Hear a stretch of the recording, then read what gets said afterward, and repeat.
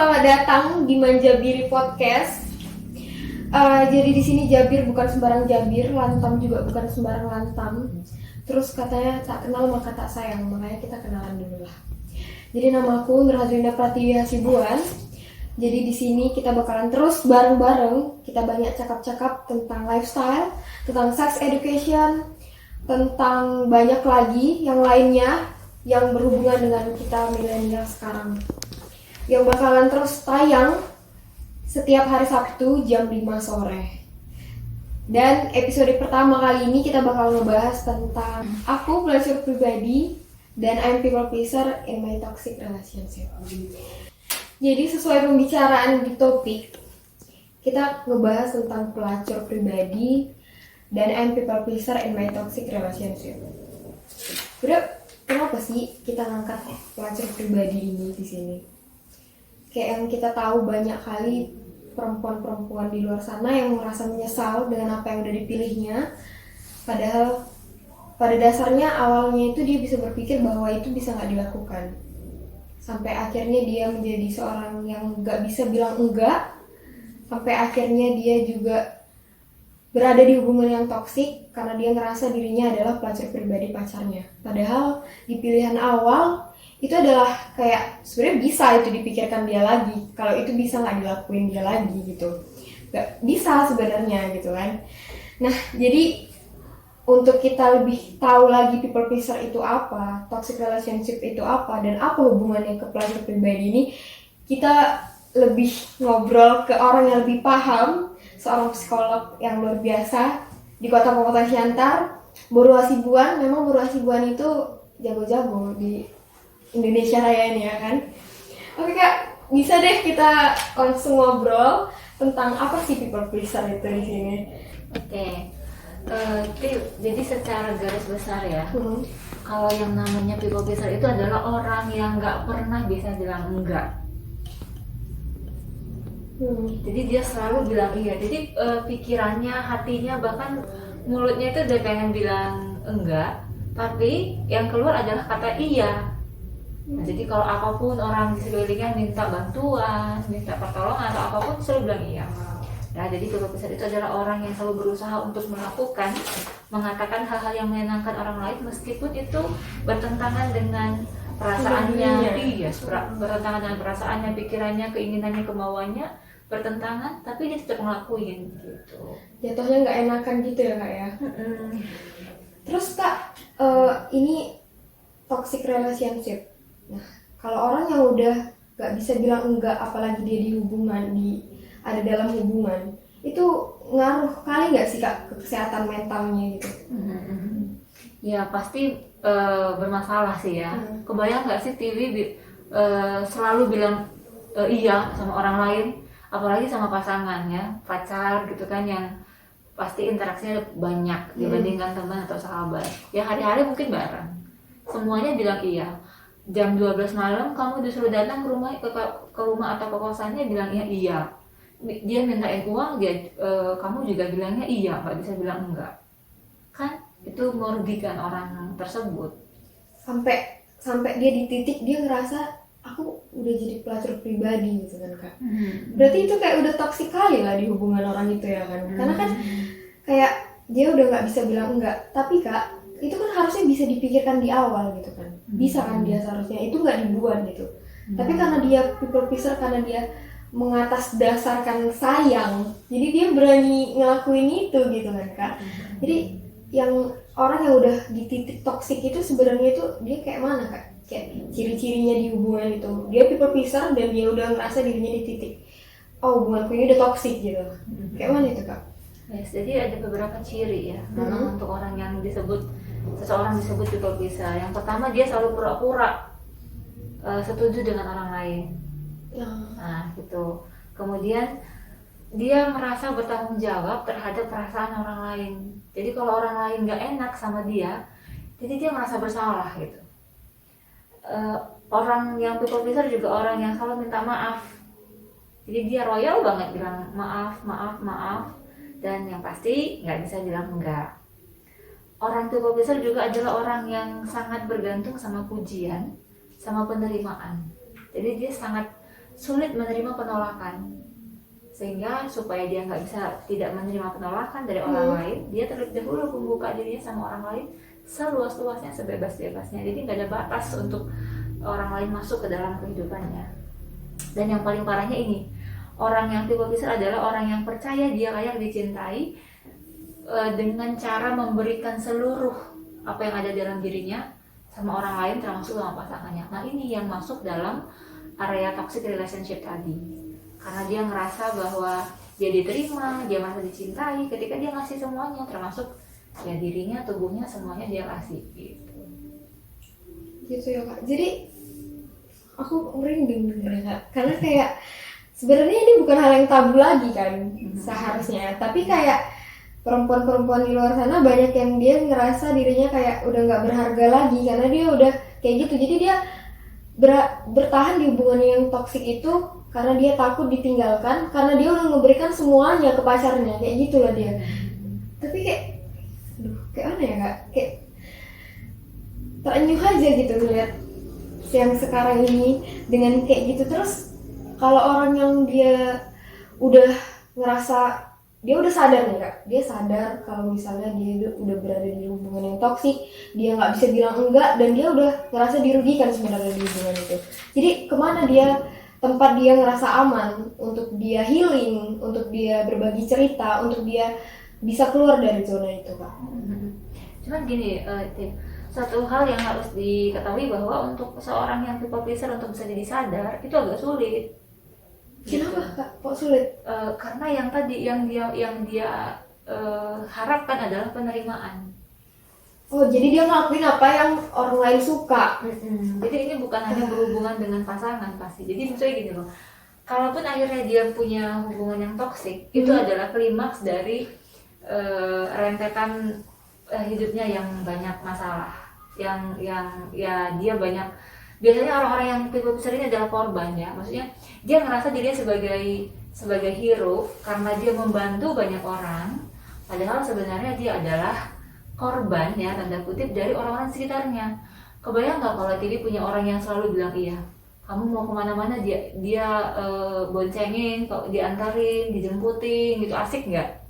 Asik sih, kayak bisa dimanfaatin jatuhnya kan. Iya benar. Jadi orang people pleaser ini memang umumnya adalah orang yang gampang dimanfaatkan. Jadi boro-boro dia bisa lepas dari pacarnya atau dari pasangannya, dari lingkungan yang sudah tahu bahwa dia adalah tipe orang yang susah bilang tidak, dia biasanya orang seperti ini juga dimanfaatkan. Jadi untuk sadar ini biasanya butuh effort, butuh waktu, dan yang pasti butuh circle sosial yang positif gitu. Ini agak susah kalau dia mau bergerak.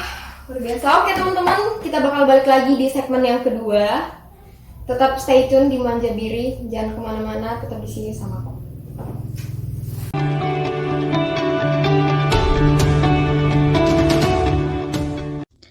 Aku pernah ngalamin people pleaser di hubungan yang toksik sekitar 4 tahun lalu.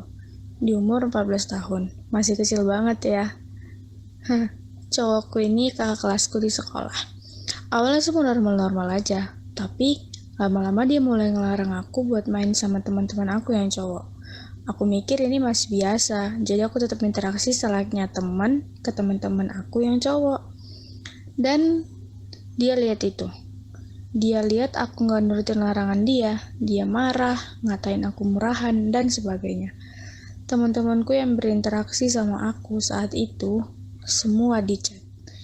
Dia marah-marahin, dan suruh buat jauhin aku. Endnya, besoknya semua pada ngejauh. Bahkan buat eye contact pun gak ada yang berani. Aku pas itu cuma bisa diem. Mulai saat itu kehidupan aku kayak dikendaliin dia. Main sama temanku, pulangnya harus dia yang atur jam berapanya. Aku harus selalu on dan stay di room chat dia. Pulang sekolah pun juga harus sama dia. Dan aku turutin itu semua. Lama-lama aku jadi merasa ketergantungan sama dia. Dan jauh dari teman-teman. Sampai akhirnya dia minta aku buat sorry to say pap bagian dada aku. Aku sempat nolak dan gak mau karena takut Tapi dia bilang dia akan keep foto itu, dan ya bodohnya aku percaya. Dan aku kasih karena saat itu aku cuma mikir, I love him. Dia baik sama gue. Gue takut dia marah dan ninggalin gue. Dan mulai saat itu, aku tidur gak pernah ngerasa tenang. Aku selalu was-was. Tiap temen ngirim gambar ke aku atau tiba-tiba chat aku ngerasa takut. Takut kalau ternyata itu foto aku. Saat itu aku bahkan gak berani buat cerita ke siapapun. Bahkan sampai sekarang teman-temanku pun gak ada yang tahu. Aku takut mereka bakal ngejauhin aku kalau mereka tahu. Jadi semua aku keep sendiri. Tapi gara-gara aku keep sendiri, emosi aku jadi gak stabil. Aku jadi lebih sensitif dan imbasnya marah-marah ke orang rumah. Sampai akhirnya aku putus sama dia. Aku sedih, tapi aku ngerasa bebas. Aku ngerasa kayak beban aku lepas dan gak ada yang nahan aku lagi buat ngelakuin ini itu. Tapi karena itu, aku jadi gak percaya sama sebuah hubungan lagi. Aku selalu mikir, pacaran tuh cuma nambah beban. Padahal aku tahu, gak semua hubungan isinya kayak gitu. Aku selalu nyeselin apa yang udah aku lakuin saat itu. Harusnya aku bisa tegas. Harusnya aku bisa berani buat bilang enggak. Harusnya aku gak takut, tapi semua juga percuma. Nyesel gak bisa merubah apapun. Sampai akhirnya aku lulus dan masuk ke SMA. Di situ aku mulai ngerasa bisa tenang. Karena gak ada yang kenal aku tanemin di diri aku kalau I deserve better. I deserve to be happy. Gak perlu takut karena di sini gak ada yang tahu loh. Dan akhirnya aku mutusin buat ikhlasin apa yang udah terjadi. Jadiin semua pelajaran dan buka lembaran baru sama orang-orang baru. How stupid I'm right? Semua yang aku lakuin atas dasar pemikiran sayang dan takut. Padahal itu semua cuma tameng atas kebodohan aku sendiri. Aku mungkin gak berhak ngomongin ini, tapi kamu di luar sana yang mungkin sedang ada di fase ini, I know it's hard. Tapi aku harap kamu bisa tegas atas diri kamu sendiri. Aku harap kamu berani nolak untuk sesuatu yang gak kamu mau. You're not alone. You deserve better. Oke, kita udah dengerin salah satu curahan hati dari perempuan yang ngerasa dirinya telah dirugikan karena dia people pleaser di hubungannya yang toksik. Bahkan sampai dia udah mencap dirinya pelacur pribadi. Nah, dari kakak nih kak, dari pandangan kakak, kita bahas lah dulu kak, kenapa sampai dia itu mau untuk cerita dan gimana sih caranya dia biar bisa healing gitu kak. Ya. Sebelum ke healing gini dulu deh. Coba tadi kan dari rekamannya kan kita dengar bahwa dia umurnya 14 tahun. 4 tahun, berarti sekarang waktu dia menjelaskannya kan umur 18 tahun ya. Nah, 4 tahun dong dia terjebak dalam hubungan yang toksik, yang dalam hubungan yang people pleaser tadi. Seperti yang udah dibahas tadi kan, orang-orang people pleaser ini bukan hanya berhubungan dengan hubungan badan dengan pasangan yang dia bilang iya, tapi untuk semua aspek kehidupannya. Dan 4 tahun dia terlibat dalam relationship yang toksik ini, artinya selama 4 tahun ini dia harusnya merasa dirugikan. Nah, jadi pertanyaan sebenarnya adalah kapan dia merasa dirugikan? Seperti yang tadi Tiwi bilang, merasa dirugikan.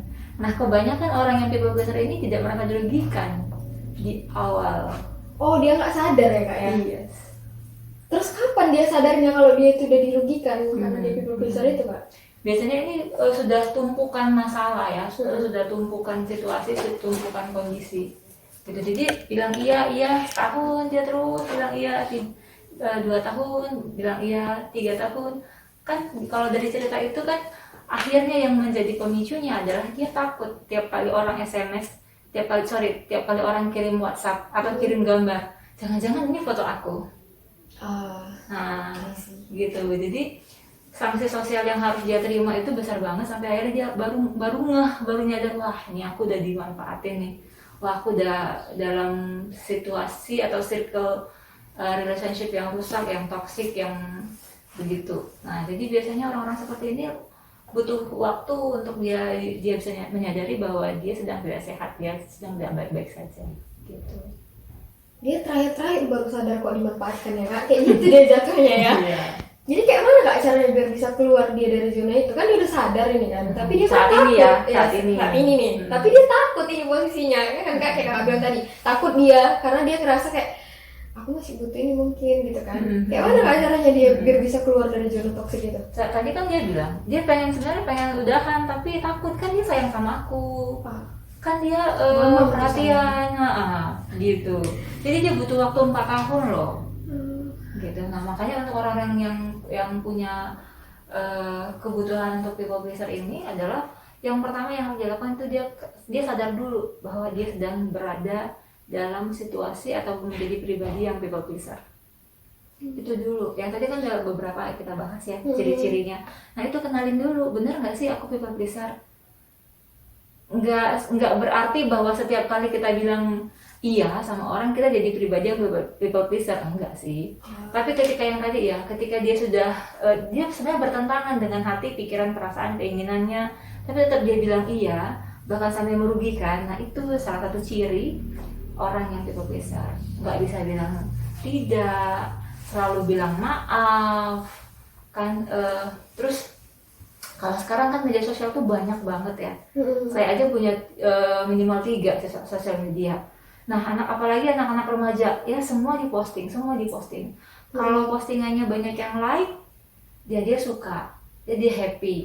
Oh, itu termasuk juga nggak sih kak people pleaser? Kayak dia itu ngejar ribuan like, followers banyak, gitu. Itu termasuk people pleaser kan? Termasuk. Kamu juga.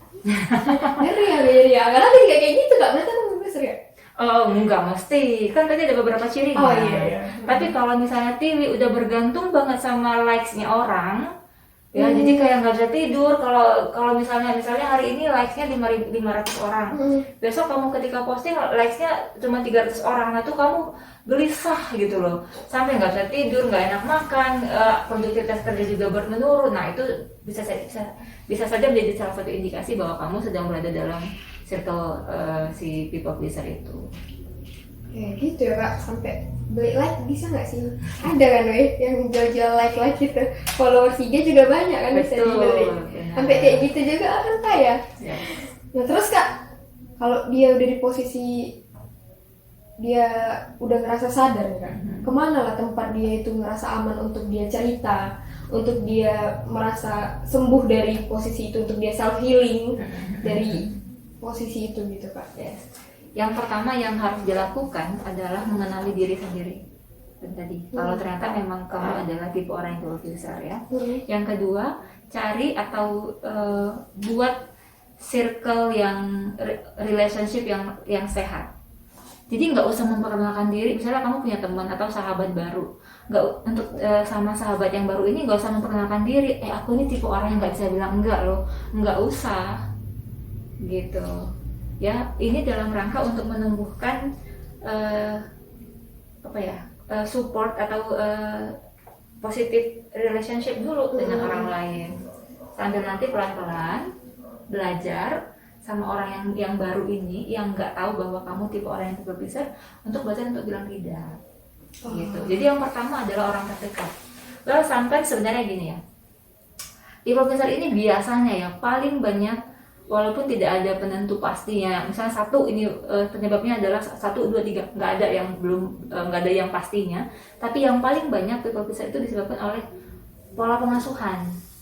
Jadi ya balik lagi, biasanya ini berasal dari pengasuhan orang tua, dari keluarga juga. Oh iya. Yes.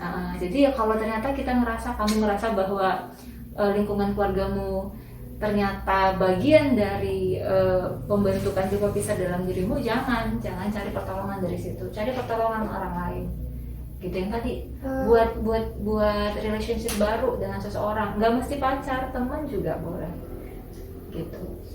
Terus kak, ini kan kalau orang yang kayak gitu dia pasti butuh didengarkan, butuh kawan cerita. Jadi ke siapa lah dia itu untuk ada orang yang pantas mendengarkan ceritanya, apalagi ini kan udah kayak kepribadinya gitu kan, karena dia udah di toxic hubungan, apalagi dia sampai menceritakan apa yang udah dilakukannya dengan pacarnya sampai dia ngerasa dirinya pelacur pribadi. Ke siapa lah dia pantas untuk bercerita, dia ngerasa aman cerita itu dan benar-benar bisa didengarkan gitu. Ke siapa dia pertama kali lari? Harusnya. Nah, kalau sudah merasa bahwa sangat tidak bisa lagi menyelesaikan dengan diri sendiri ya, yang tadi diri sendiri, yang dari diri sendiri, yang kemudian yang kedua dengan teman atau sahabat baru, yang ketiga dengan pemuka agama juga boleh ya. Kalau misalnya yang muslim kan bisa cari ustadz atau ustazah gitu kan, kalau yang kristen bisa cari pendeta atau siapa yang dari gereja gitu, atau yang nggak beragama lain. Nah, kalau juga nggak bisa, kalau cari memang butuh pertolongan ya, karena apalagi ini sudah menjadi pelacur pribadi ya, memang harusnya datang ke psikolog gitu. Psikolog tuh. Iya. Benar ya, kalau ada orang Siantar yang di posisi ini bisa datang ke kami. Bisa nggak? Bisa iya. Karena gini loh, untuk orang yang people pleaser ini ya, dia kadang-kadang kita nggak tahu loh kalau kita sedang bermasalah. Oh iya. Iya. Sama kalau kita lagi stres kan kita nggak tahu lagi orang kita lagi stres. Orang yang masih tahu, kok ya kayak orang stres loh gitu. Nah sama, kok selalu bilang iya, selalu bilang enggak sih sama, selalu bilang iya sih sama orang lain gitu. Nah akhirnya disadarkan orang. Apalagi kalau sudah dalam yang hubungan yang toksik, ya cari bantuan secepat-cepatnya, jangan kelamaan sampai 4 tahun. Contoh yang tadi kan sampai 4 tahun dia masih ini 14 tahun ini SMP, iya benar SMA kelas 1, bayangin coba dia harus menjalani hubungan yang toksik selama 4 tahun. Tapi dia berhasil healing dari Untungnya dia berhasil healing. Semoga teman-teman di luar sana juga yang lagi di posisi itu bisa keluar dari zona toksik. Oke teman-teman, segmen kali ini kita udahin dulu cakap-cakapnya sebentar, karena kita bakal ngebahas tentang box question yang udah di-share di Instagram Heta News beberapa hari yang lalu. Jadi pertanyaan teman-teman bakal kita bahas lagi di sini. Oke teman-teman, tetap stay tune.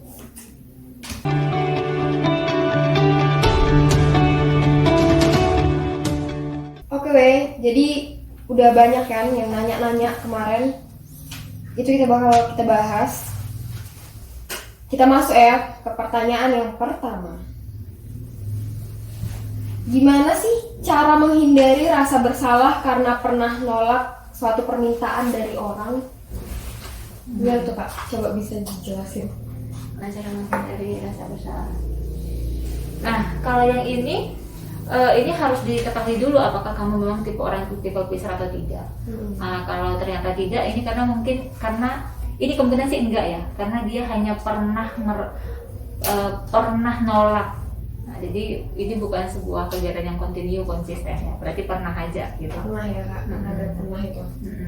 Yes. Yang pertama, kalau kamu nggak bisa melakukan sesuatu, ya nggak apa-apa sih bilang enggak untuk orang lain. Apalagi sesuatu itu memang yang misalnya kamu nggak bisa banget atau merugikan kamu, ya nggak apa-apa. Yang penting kamu ngasih penjelasan atau alasan yang membuat orang itu bisa menerima. Gitu. Nah besok-besoknya kalau dia minta tolong lagi, boleh bantu lagi. Cara menghilangkannya yaitu hari ini kamu nggak bisa, besok kalau kamu bisa ya udah bantu, sehingga itu bisa melupakan ketika kamu pernah menolak orang lain. Nah kayak gitu ya. Jadi kalau misalnya kalian nggak bisa, bilangnya nggak bisa, tapi jangan pula pas kalian butuh ya kan, nanti datang tapi pas orang itu minta tolong kalian hilang. Biasanya berkawan kayak gitu. Gak tahu aku di hubungan toksik, aku tanda hubungan toksik. Oke, terus ada lagi nih Kak pertanyaannya, masih berhubungan sama yang tadi nih pertanyaannya. Terus gimana sih caranya berhenti jadi people pleaser tapi tidak mengecewakan orang yang disayang? Nah, itu dia Kak. Ya, ini kontradiktif loh ya Tiwi ya. Berhenti jadi people pleaser tapi tidak mengecewakan orang yang disayang. Pertanyaannya, kalau dia sayang sama kamu, dia akan paksa atau bujuk kamu jadi people pleaser atau tidak?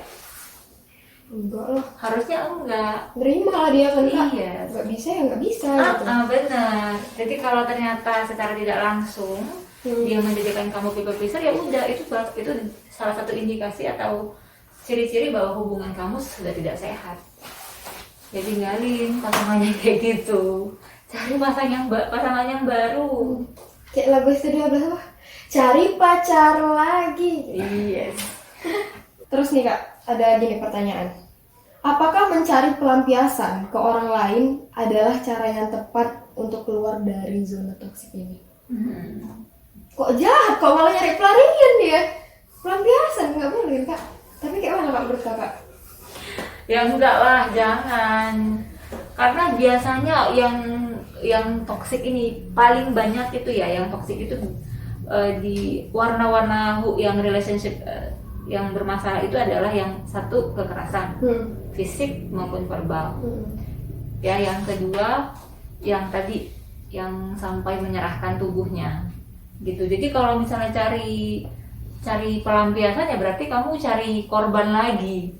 Kamu sudah pernah jadi korban, terus kamu cari korban lagi dong berarti. Ya kan? Ya sebaiknya selesaikan dulu hubungan yang toksik ini yang sekarang sedang terjadi. Selesaikan, putus, lalu rilis dari hubungan yang lama, pulih hatinya, baru mulai hubungan yang baru. Gitu. Terus nih Kak, ada lagi nih pertanyaan. Kayak mana sih kalau misalnya kita lagi ngelihat teman atau orang terdekat kita di posisi itu bahkan sampai ngelakuin self harm. Self harm ini kayak yang ini Kak, nyet-nyet itu ya kan. Berarti kita jadi orang di sekitar kita jadi orang yang people pleaser gitu ya. Oke. Yang pertama yang tadi itu yang harus dilakukan adalah kamu jadi circle yang positif, lingkungan yang positif untuk dia. Nah, orang-orang yang people pleaser ini kan kadang-kadang dia nggak sadar kalau dia sedang sebenarnya di dalam hubungan yang toksik. Terus dia juga punya kepribadian yang people pleaser. Nah, kamu berperan menjadi orang yang positif yang ngasih tahu dia bahwa dia sedang bermasalah. Secara psikologis dia bermasalah. Gitu. Ya, mungkin bisa mencari jurnal-jurnal atau berita-berita atau artikel tentang people pleaser untuk sekedar menyadarkan temannya, ya. Lalu kemudian yang kedua, kalau dia sudah sadar baru cari bantuan. Yang tadi boleh ke pemuka agama atau langsung ke psikolog gitu. Ada lagi nih Kak, tapi dia cerita nih kan, dia kayak nge-DM karena nggak muat katanya di box fashion. Dia bilang kalau misalnya dia itu di titik itu dan dia melakukan self harm karena biar dia lebih fokus sama luka fisiknya daripada luka batinnya. Nah, itu dia butuh bantuan. Butuh bantuan. Dia sudah butuh bantuan. Kemana dibawa orang kayak gitu tuh? Psikolog. Psikolog lah ya Kak. Ya, bedanya psikolog sama psikiater kan. Kalau psikiater itu kan nanti dia dikasih obat. Nah, gitu kalau psikolog kan. Nah, itu kan dia sudah sampai self harm ya. Dia melukai diri sendiri. Artinya dia merasa bahwa dia layak untuk mendapatkan luka itu. Gitu. Dan dia menganggap bahwa permintaan maaf yang dia kasih sama pasangannya tapi nggak diterima, ya, lalu dia melukai itu sebagai permintaan maaf tingkat atasnya, gitu. Dengan harapan ketika dia melukai dirinya sendiri, terus pasangannya jadinya perhatian, care, balik lagi, gitu. Oh, jatuhnya kayak nyari empati gitu nggak sih? Emberan lah. Kurang-kurangin kan kayak gitu. Udahlah, kalau nggak bisa dipertahankan udah gitu. Toksik kalian pertahankan, capek batin, capek fisik, luka lagi kan. Mahal betadin kayaknya ya, nggak tahu aku soalnya nggak pernah. Oke, ternyata udah semua pertanyaannya itu dirangkum karena beberapa pertanyaan itu udah mencakup semuanya dan udah sampai sini Kak cakap-cakap kita.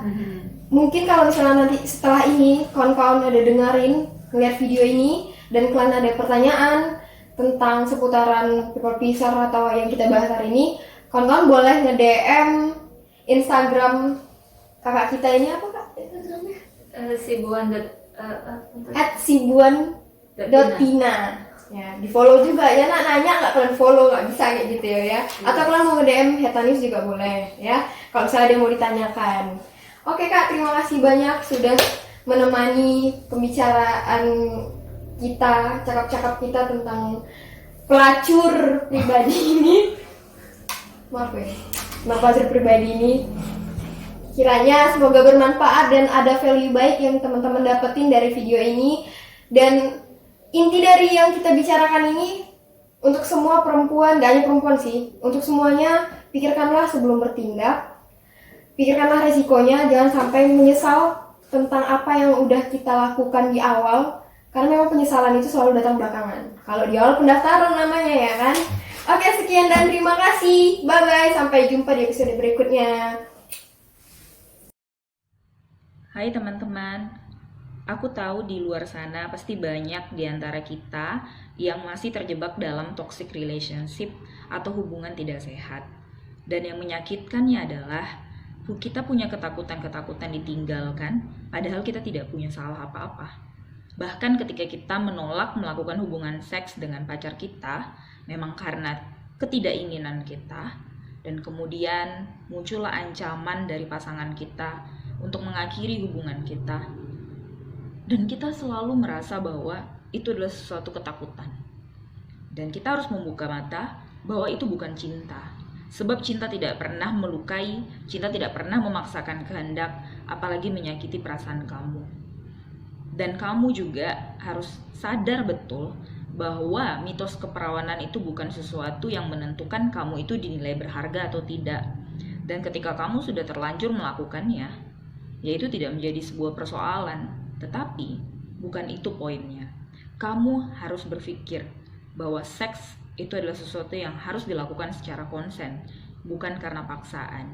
Maka dari itu, kamu harus meninggalkan toxic relationship kamu, dan kamu harus berdaya. Semangat dan tetap berjuang buat kamu.